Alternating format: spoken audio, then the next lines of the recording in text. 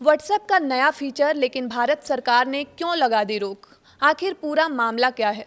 अगर आप रोज व्हाट्सएप इस्तेमाल करते हैं तो ये खबर आपके लिए बेहद जरूरी है, क्योंकि जिस नए फीचर का कई लोग इंतजार कर रहे थे उस पर फिलहाल भारत सरकार ने रोक लगा दी है। सवाल है कि आखिर ऐसा इस फीचर में है क्या जिसके कारण सरकार को बीच में ही दखल देनी पड़ी। तो आइए इसे बिल्कुल आसान भाषा में समझते हैं। नमस्कार, आप देख रहे हैं न्यूज़ 18 का डिजिटल प्लेटफॉर्म और मैं हूं आपके साथ शिवानी राज। सबसे पहले खबर क्या है? केंद्र सरकार ने मेटा यानी व्हाट्सएप की पेरेंट कंपनी को औपचारिक नोटिस जारी किया है। सरकार ने 3 दिनों के अंदर इस नए यूजर नेम फीचर का विस्तृत स्पष्टीकरण मांगा है। इतना ही नहीं, सरकार ने साफ तौर पर कहा है कि जब तक इस मुद्दे पर सरकार और मेटा के बीच पूरी परामर्श प्रक्रिया पूरी नहीं हो जाती, तब तक भारत में इस फीचर को लॉन्च नहीं किया जाएगा। अब सवाल है कि ये यूजर नेम फीचर आखिर है क्या? अभी तक व्हाट्सएप पर किसी से बात करनी हो तो उसका मोबाइल नंबर आपके पास होना जरूरी है, लेकिन इस नए फीचर के आने के बाद ऐसा नहीं रहेगा। आप सोशल मीडिया प्लेटफॉर्म की तरह एक यूनिक यूजर नेम चुन सकेंगे और सामने वाला व्यक्ति आपके मोबाइल नंबर की बजाय उसी यूजर नेम के जरिए आपसे संपर्क कर सकेगा।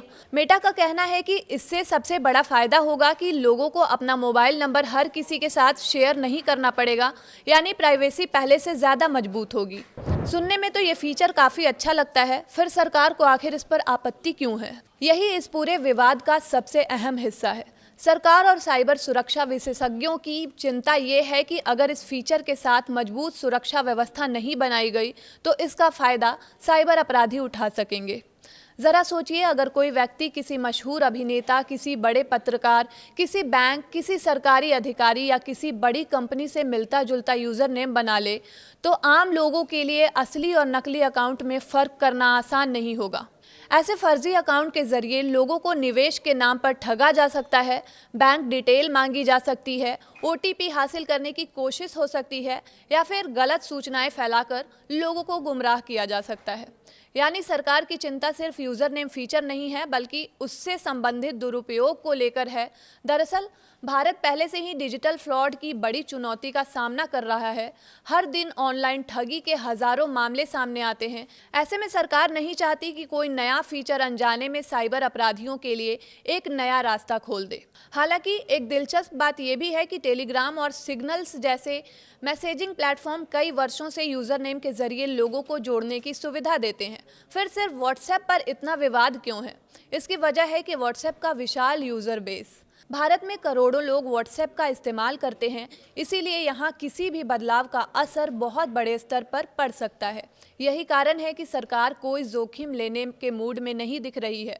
प्रसिद्ध उद्यमी अंकुर वारिकू ने भी इस फीचर को लेकर चिंता जताई थी। उनका कहना था कि अगर मजबूत एंटी अब्यूज सिस्टम नहीं बनाए गए तो फर्जी यूजर नेम के जरिए बड़े पैमाने पर लोगों के साथ धोखाधड़ी हो सकती है। अब मेटा को सरकार के सवालों का जवाब देना होगा। उसे बताना होगा कि फर्जी प्रोफाइल, इम्पर्सोनेशन, ऑनलाइन फ्रॉड और गलत सूचना को रोकने के लिए उसने कौन कौन से सुरक्षा उपाय तैयार किए हैं। इसके बाद ही सरकार इस फीचर को लेकर अंतिम फैसला ले सकती है। तो कुल मिलाकर मामला दो बातों के बीच संतुलन बनाने का है।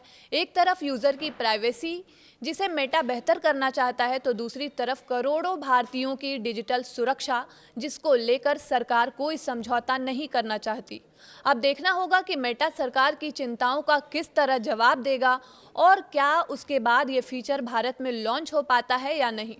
तो इस खबर पर आपकी क्या राय है? आप हमें कमेंट बॉक्स में ज़रूर लिखिएगा और इसी तरह की तमाम खबरों के लिए आप जुड़े रहिए न्यूज़ 18 के साथ। तब तक के लिए धन्यवाद।